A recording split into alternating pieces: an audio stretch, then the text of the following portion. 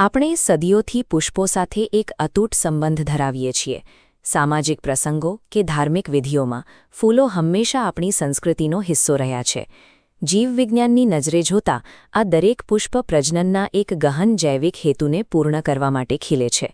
વનસ્પતિ માટે સૌથી મોટો પડકાર પોતાનો ડીએનએ સુરક્ષિત રીતે બીજી વનસ્પતિ સુધી પહોંચાડવાનો છે, જે તેમના અસ્તિત્વ માટે અનિવાર્ય છે. આ આકૃતિ પુષ્પના ઊભા છેદમાં રહેલી નર અને માદક આજનનાંગોની અત્યંત જટિલ વ્યવસ્થા દર્શાવે છે, જે ખાસ કરીને આ કાર્ય માટે જ ઇજનેરી કરવામાં આવી છે. પુષ્પની આ આકર્ષક રચનાઓ વાસ્તવમાં વનસ્પતિના અસ્તિત્વને ટકાવી રાખવા માટેની એક અત્યાધુનિક સર્વાઇવલ મિકેનિઝમ છે. આ નર પ્રજનનંગ પુંકેસર છે. તે બે મુખ્ય ભાગોનું બનેલું છે. એક લાંબો અને પાતળો દંડ, જેને તંતુ કહેવાય છે, અને તેના છેડે આવેલું દ્વિખંડીય પરાગાશય. પરાગાશયની અંદર 4 કોટરો આવેલા હોય છે, જે પરાગરજના નિર્માણ માટે સુરક્ષિત જગ્યા પૂરી પાડે છે. આ ડાયાગ્રામ તરુણ પરાગાશયનો આડોછેદ છે, જ્યાં કોટરો કોષોના 4 વિશિષ્ટ સ્તરોથી સુરક્ષિત છે. બારના 3 સ્તરો, અધિસ્તર, સ્ફોટીસ્તર અને મધ્ય સ્તરો, રક્ષણ પૂરું પાડી પરાગરજ મુક્ત કરવામાં મદદ કરે છે.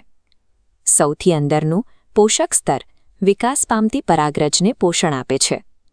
આ સ્તરોની જટિલ ગોઠવણ પરાગાશયને પરાગરજનું સર્જન અને ઉછેર કરતી એક સક્રિય લાઇફ સપોર્ટ ફેક્ટરી બનાવે છે. લઘુ બીજાણુજનનની પ્રક્રિયા દરમિયાન અંદરના કોષો વિભાજિત થઈને પરાગચતુષ્ક બનાવે છે, જે પરાગાશય પરિપક્વ થતાં જ પરાગરજ તરીકે મુક્ત થાય છે. આ માઇક્રોસ્કોપિક તસવીરોમાં જોઈ શકાય છે કે દરેક વનસ્પતિ જાતિની પરાગરજ કદ, આકાર અને સંરચનાની બાબતમાં એકબીજાથી તદ્દન અલગ અને અજોડ હોય છે. આ પરાગરજનું રક્ષણ કરવા માટે પ્રકૃતિએ તેના પર સ્પોરોપોલેનિન નામના અત્યંત સખત આવરણનું પડ ચડાવ્યું છે. સ્પોરોપોલેનિન ઊંચા તાપમાન અને જલદ એસિડ સામે પણ ટકી શકે છે.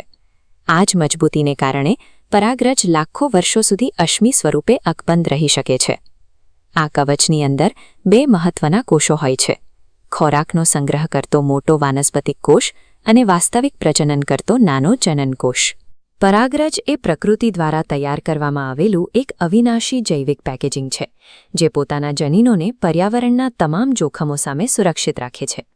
પરાગરજ મુક્ત થયા પછી તેની જીવિતતાનો સમય ઘણું મર્યાદિત હોય છે, તેથી પ્રજનન માટે તેણે ઝડપથી માદા અંગ સુધી પહોંચવું અનિવાર્ય છે. ઘણીવાર પરાગરજ માનવ સ્વાસ્થ્ય પર અસર કરે છે, જેમ કે ગાજર ઘાસની પરાગરજ, જે ઘણા લોકોમાં એલર્જી અને અસ્થમા જેવી તીવ્ર શ્વસન સમસ્યાઓ પ્રેરે છે.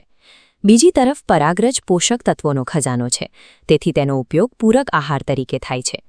જેવી રીતે પ્રાણીઓના વીર્યનો સંગ્રહ કરવામાં આવે છે, તેવી જ રીતે કિંમતી વનસ્પતિઓની પરાગરજને પણ ભવિષ્ય માટે સાચવી શકાય છે.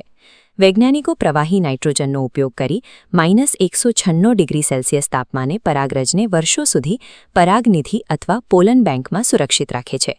ફૂલોની અંદર ચાલતી આ સૂક્ષ્મ પ્રક્રિયાઓ કુદરતની એવી અત્યાધુનિક ઇજનેરી છે, જે આપણી સમગ્ર ઇકોસિસ્ટમ અને ખાદ્ય સુરક્ષાનું ભવિષ્ય નક્કી કરે છે.